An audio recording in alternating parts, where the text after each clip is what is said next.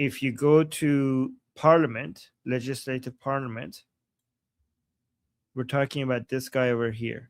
From the boom boom chart, there's 290 people here, and the only person that has been highlighted is Hamid Rasai, which shows his importance, right?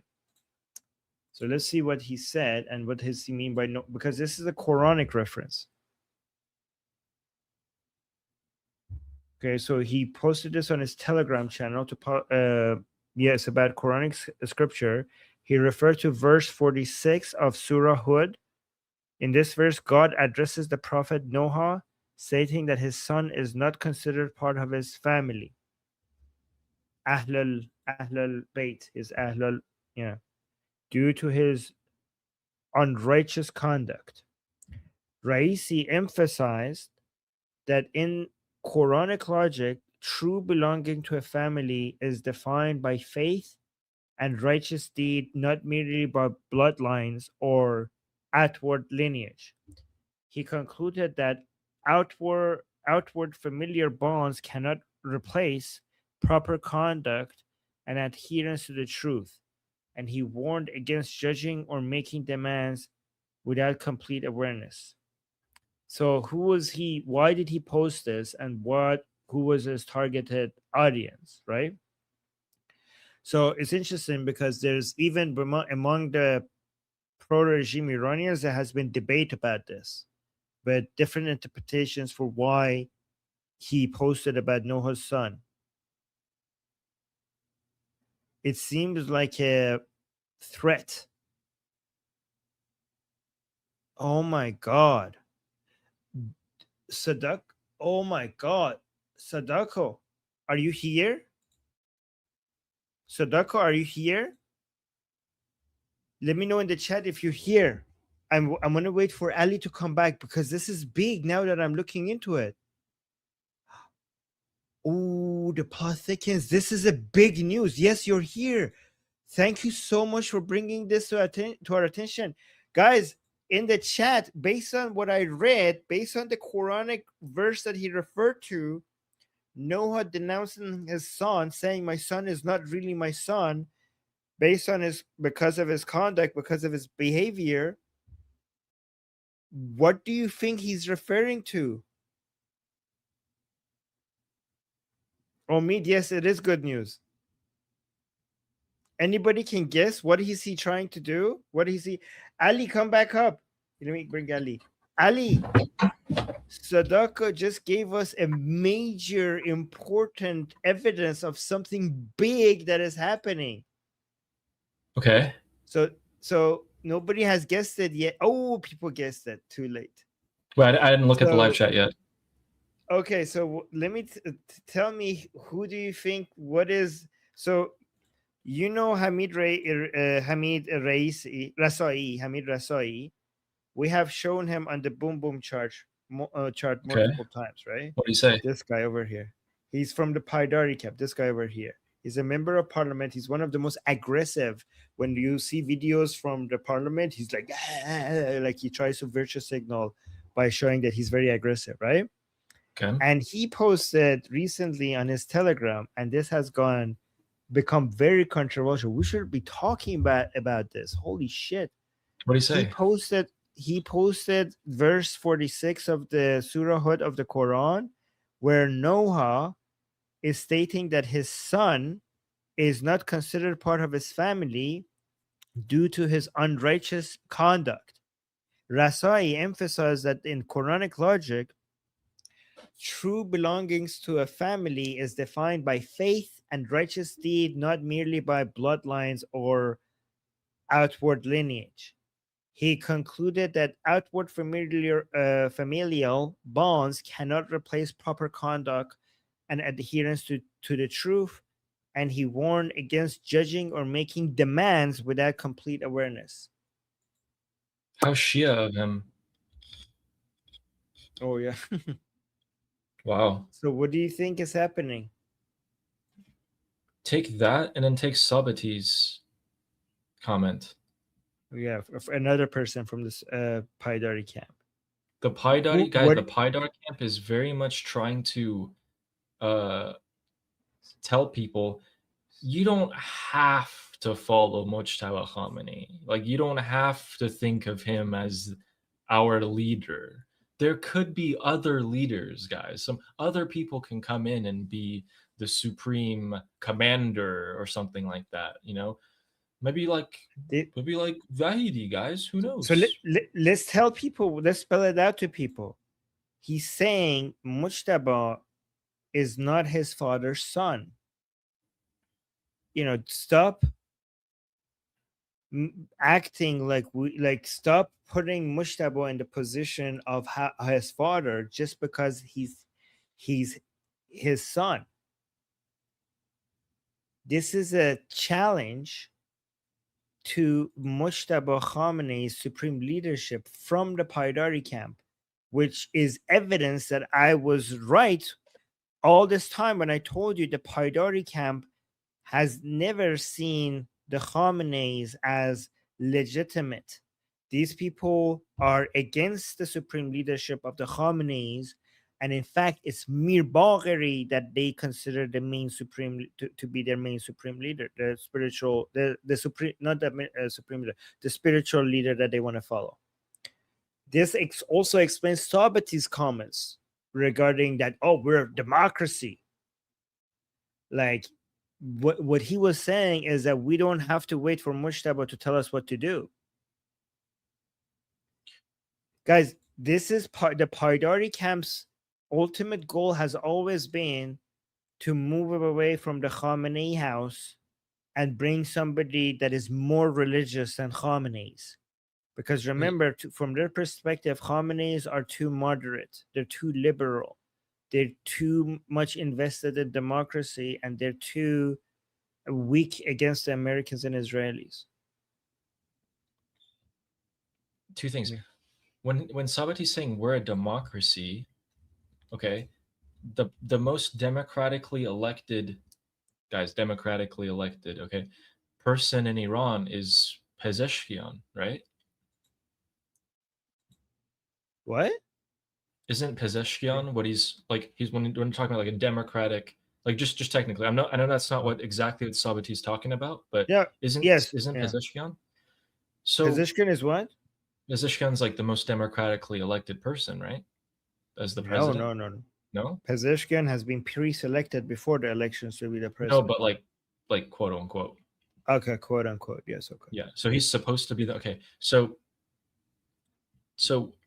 you know, I've had this like secret theory that they're letting Pezeshkian become a bigger deal.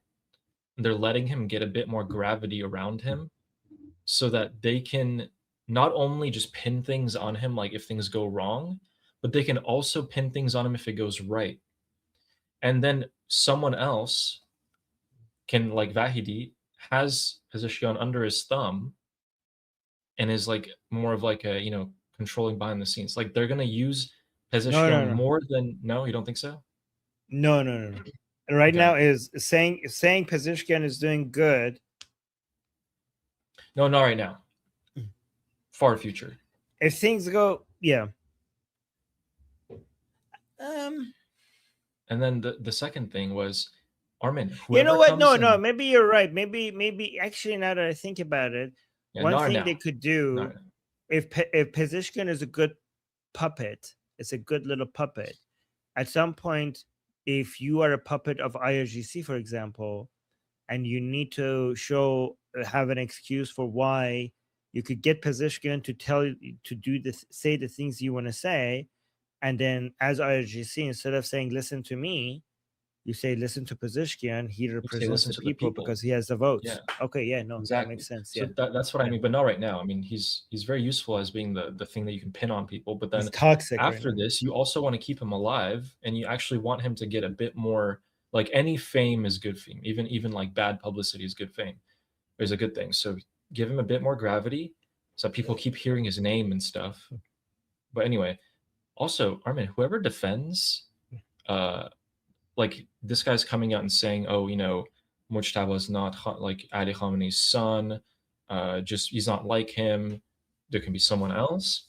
Whoever comes out and starts defending that, like on the opposing side of this statement, is a very clear indicator of which factions are trying to fight each other the hardest. What do Yeah. you think? Yeah. Wait, say that again. So these guys are saying, Sabati and Raizi, Rasoi. Rasai. So here are the famous Paidari people: Sabati, Rasoi, and Nabavian, Mahsuli, their spiritual leader Mir Bagheri, and most Zulqar? important politician is Jalili. No, Zulqar is IRGC. Yeah, Jalili. Yeah. Who will actually, we should talk about Jalili and Vahidi teaming up as well. But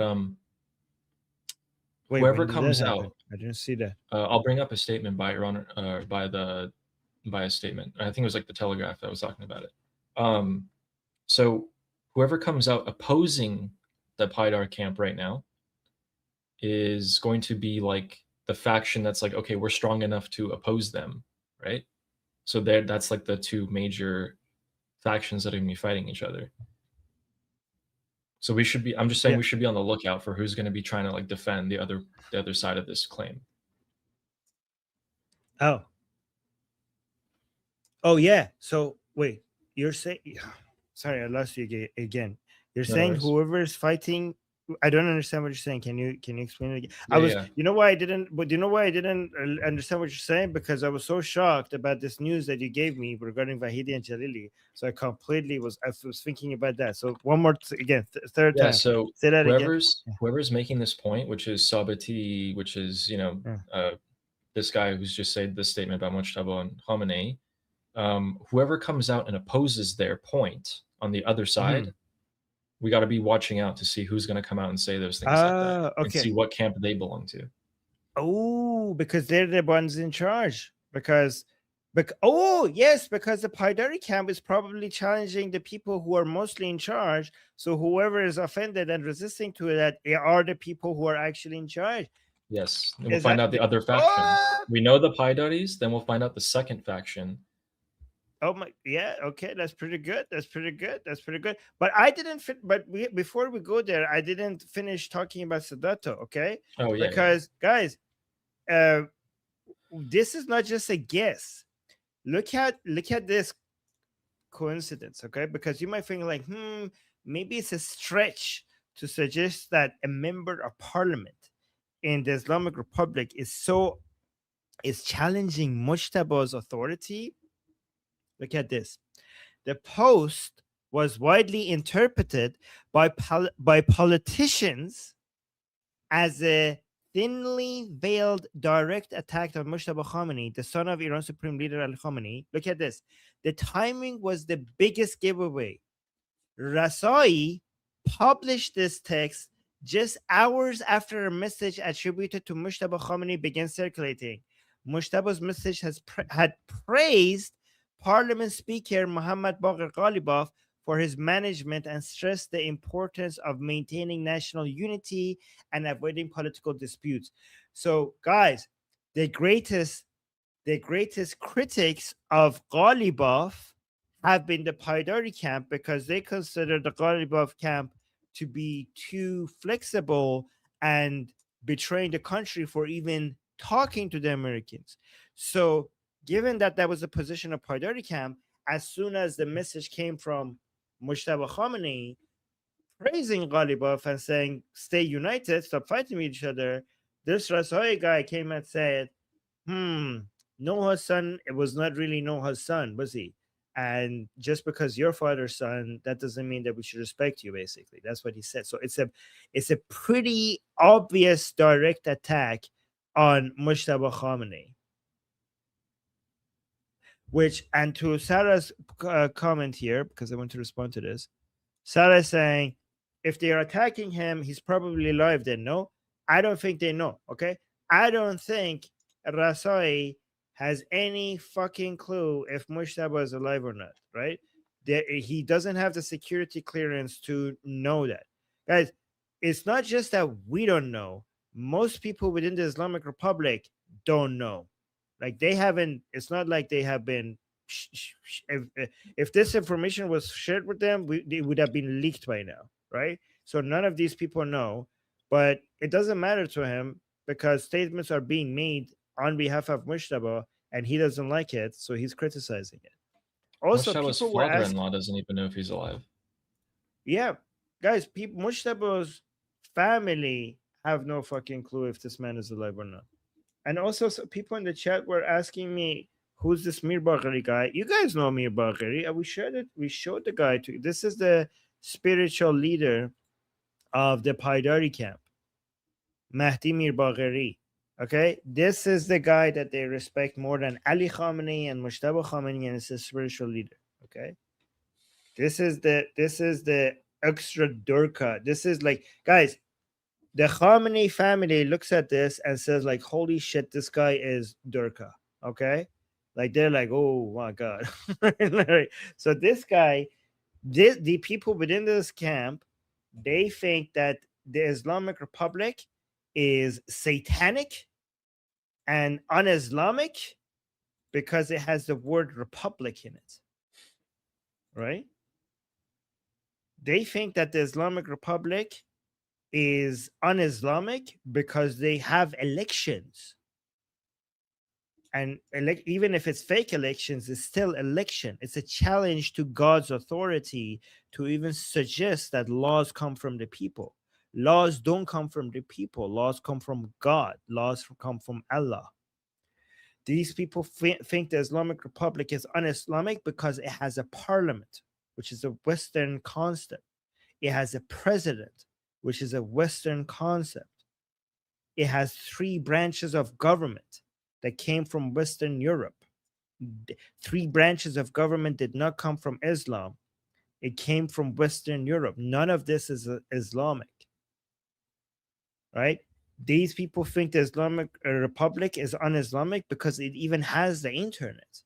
Like, it has internet. It allows people to go and watch the most vile, disgusting things and be exposed to Western ideas and Western propaganda. So yeah, these people are at a completely different level. I found the Telegraph article, but it's not Jalili. Okay, I was wrong. It's actually, shoot, where they put his name? Jafari. Jafari and Vahidi have teamed up. Oh, Jafari. Okay, Yeah. not Jalili. No, not Okay. Jalili. Ooh. You know who Jafari is? The IRGC's most skilled strategist. Yes. 2 things we have learned already about Jafari. He's the guy behind the mosaic design of IRGC, which has allowed the IRGC to be able to resist even if you kill out the leaders. But also, he is, what do we know about Jafari, guys? He's the main enemy of Ghalibaf. Jafari is the main enemy of Ghalibaf. So if Vahidi and Jafari are teaming up, that means Vahidi is taking positions against Ghalibaf. Ghalibaf's enemy is now becoming more powerful. So guys, Jafari was pushed in the sidelines. If now he's teaming up with Vahidi, that means that the main enemy of Ghalibaf is moving up the ranks again. He's having a comeback. Really? I didn't know that this is their teaming up. Yeah, let me show you. Okay.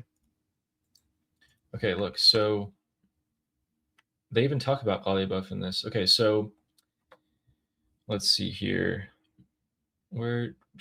Okay, so guys, they're saying in March, okay, we talked about Ahmad Vahidi, okay, so he started coming out as like the guy, the puppet master behind the scenes. And this article talks about how, okay, Vahidi's very key, right? But he was kind of absent in the last few years from the IRGC's command. He was doing more like bureaucratic stuff. He was like the interior minister, the head of this, head of that, okay? So now that he's the commander in chief, a lot of the people in the IRGC are like, well, who the heck's Vahidi? Like, where has he been? What's he been doing? And he kind of needs the support from like the middle and the lower commanders in the IRGC. To do that, he went straight to Jafari. Jafari, the guy who came up with the mosaics, he's been around for a while. Okay, he knows all the guys. Jafari has the solution to Vahidi's problem. Okay, so both of whom are strong rivals to Ghalibaf. So Jafari and Vahidi are both one side now. Ghalibaf's on the other side. Armin, who is supporting Ghalibaf to this extent? Like, who is? It's not just him, right? So who's with him? Oh, that's a very good question. That's what I But want to before know when these statements come out. Who's countering them? I want to know who's on Ghalibaf's side. Ali, you're asking the right questions, and also you have found some really extra juicy information for us to. This is like the game, the game of Durka, like I don't know, like so. This is like, oh my guys, you're getting some really deep information regarding the internal politics. Before we speculate about Ghalibaf, here's the thing. Jafari, there was an audio leak of Jafari multiple years ago. Let me actually show this, that bingo here. Okay, also let's keep the widget there so that it's not empty. But look at this, guys. Jafari is down over here. This guy, right? You're talking about this guy? Where? Yeah. Okay. So this guy, former IRGC commander, enemy of Ghalibaf, there was an audio leaked about from him talking about Ghalibaf stealing money. Ghalibaf stealing money from the regime and being corrupted, right? So that's this guy, right? So yeah, Ali, let's go back to Ali. Oh my god, wait, can you go back to the bingo sheet? Okay. Okay, I want to make this super easy for you guys to understand. Just guys, give me 15 seconds, maybe 10. Okay, we're just going to alternate between Vahidi and Jafari. If you can zoom in on these two guys. So right now, look at guys, look at Jafari. Let's go in a little bit closer to Jafari. Okay, but by the way, I see people saying you don't say, guys. It's not about whether these people are corrupted. I know they're corrupted, but for a fellow IRGC member to come out and take that position against you as corrupted, that is a big deal. Like that audio leak was a huge deal. It was unprecedented. We have never seen at this level of infighting between Ghalibaf is also IRGC, between two IRGC important IRGC people. All right, Yeah. so go on, Ali. Okay, so guys, Jafari's right there on the left side of the middle. Okay, so this guy might be the actual puppet master. He could be the actual puppet master here. Okay, I'm saying that because. So now let's go to Vahidi. So that guy, that bald guy right there. Okay, this guy is the one who's taking he's being the face. He's being used by the other guy that we just showed you, okay, to be the political front against Ghalibaf. So the other guy, Jafari, hates Ghalibaf, okay, hates him to the bone. And he's using Vahidi to get at Ghalibaf. He's using him like a pawn to get at Ghalibaf. The same time, Vahidi is using the other guy, Jafari. God, I hate these fucking names. Vahidi's using Jafari, okay, to get the IRGC to listen to him. Because Vahidi's been out of the game for a little bit. So he teamed up with Jafari and he's like, okay, Jafari has the trust and the orders and the structure of the IRGC. He's got it down. He knows everything. They're going to listen to him. So if I go with Jafari, they'll listen to me too. And Jafari's like, okay, well, you're going to do that, but I'm going to use you too. Get at Ghalibaf. I want him gone. I want him gone as my rival. So I'm going to take over. Okay, I solved it. First of all, you're so correct about it. That's pretty good. By the way, send that article to me. That's such a great find. Good job, Ali. But I figured it out. Who's backing Ghalibaf? Oh, this is, in my opinion, the Mullahs strike back. Ghalibaf is the last remaining basic guys. This is the battle between the boots and the turbans. Okay, and Ghalibaf is the Beta Rappary's hope to resist the complete takeover of IRGC. Ghalibaf is from IRGC,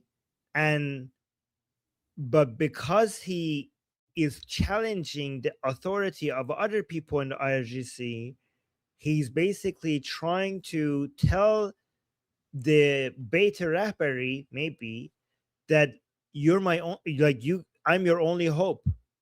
Oh my god, we have so many Star Wars references, like the Mullahs strike back and you're my only hope, right? So right, so seriously, I think the reason why we got that statement, because you would think, so guys, let's look at all the four powers, right? We have the IRGC as the most powerful, with the biggest element, big military, and the biggest economy, financial strength. The first power. The second most powerful force is the Beit Rahbari, the institution of the supreme leader. The third most powerful is the so-called pragmatic people who are basically being the face of the Islamic Republic right now in the negotiations. So that's the Ghalibaf camp, right? Who also has Pezeshkian under his wing, but also had Araghchi, but Araghchi now is moved towards Vahidi. So Ghalibaf, for some reason, is managing to stay powerful, even though he's neither the IRGC or the Supreme Leadership, the institution of Supreme Leadership. And Ali was wondering, what is the source of this power? Like, if you look at the IRGC, you could see the source of the power. If you look at the Beit Rahbari, the institution of the Supreme Leadership, you could see the source of the power, right? It has the people power, it has economic power, it has legitimacy power, right? Among the regime followers. Ghalibaf has none of that. So how is he managing to maneuver like this without all of that leverage, right? And then the fourth camp is the Paidari camp, which are their only main source of power is the fact that their views represents the streets, the pro-regime people in the streets, right? That is their only, even they don't have anybody that is a leader that the pro-regime people respect and celebrate, other than maybe Jalili to some extent, but not enough. But their views are the most radical, and that level of radicalism is the only leverage they have. So and they're not as important, as powerful, but they often been used as a boogeyman, so that to convince the Iranian people to settle for whatever they have right now, or else the boogeyman is going to come get them. That's what they do. The Paidari camp has served the Islamic Republic as like, oh, if you don't look at these scary motherfuckers, right? If you don't tolerate us, these motherfuckers are going to come into power. So it's basically a scare tactic, right? But I think that Ghalibaf's source of power right now comes from the supreme leadership, which explains why statements are coming from the supreme leadership endorsing Ghalibaf, even though he's being more flexible than some people when it comes to the negotiations, right? Because the supreme leadership doesn't have any chance against the IRGC without Ghalibaf's help. And they're putting him forward to resist the total IRGC takeover. What do you think? Absolutely. Absolutely. It's funny how, like, guys, like for some of you who tuned out maybe mentally for a second there, we just found out the why. Okay, we just found out the why of the fractures and who is on either side. But for you guys, it just means that we got confirmation, and now we know what the fracture actually is, and probably where it's going to. Okay, so it's kind of like Jaffa and Vahidi. Okay, they're like the Empire.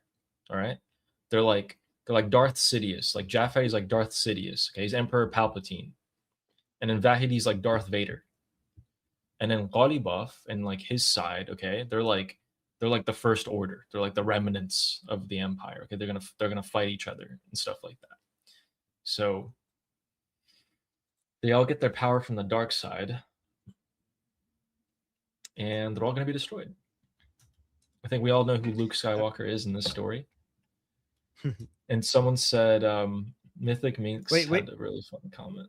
So guys, remember, this is happening. This has been happening for many years. The Islamic Republic has been moving from being a theocracy to a military dictatorship, with the era of the mullahs ruling being over, for the military men to rule instead, right? This has, from Khomeini to Khamenei to Khamenei again, this has been, we started with a theocracy, we're moving towards a military dictatorship. But the mullahs, and guys, when we say mullahs, we're not talking about all mullahs. When we're talking about mullah rule, we're only talking about the main mullahs within the Beit Rahbari. We're talking about the rule of Khamenei's, not other mullahs, right? So we might have mullahs who are loyal to IRGC. We might have military people who are loyal to the Beit Rahbari. We're talking about the main people in charge.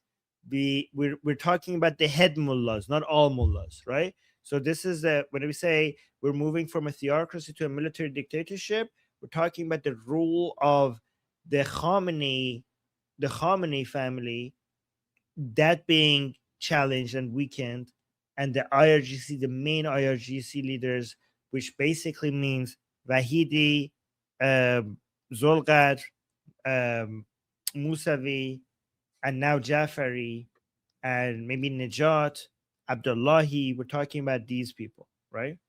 And also remember, never forget the main person behind this. And if you think that Ali Shariati is Ali Jafari, sorry, is the puppet master within IRGC, then let's also talk about the puppet master within the Beit Rahbari. Who's the puppet master within the Beit Rahbari from behind the scene? That's Hossein Taib.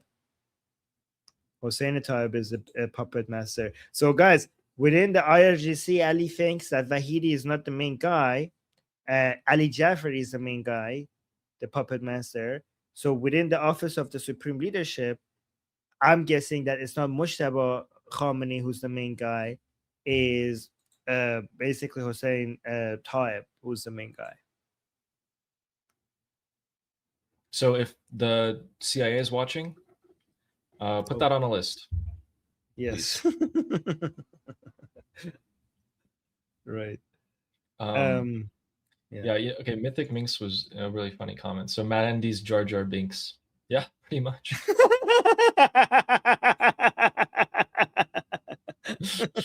They look similar too. Sketch is saying so. It's the Sith versus the Imperial military. Oh yeah. Yes. Yeah, actually, yeah. Man.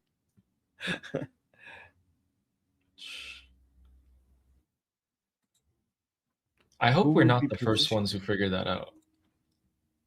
My name is Armin Navabi. I'm an Iranian political analyst with decades of experience fighting the Islamic regime inside and outside of Iran. Make sure you follow me for more, and also make sure you join our discussion group. I'm there almost every single day. Come talk to me there and the rest of the people there in our group calls. It's a great place to meet and talk to people who like talking about politics. The link is in the description and or in the bio. You could also get there by scanning the QR code on the screen. See you there.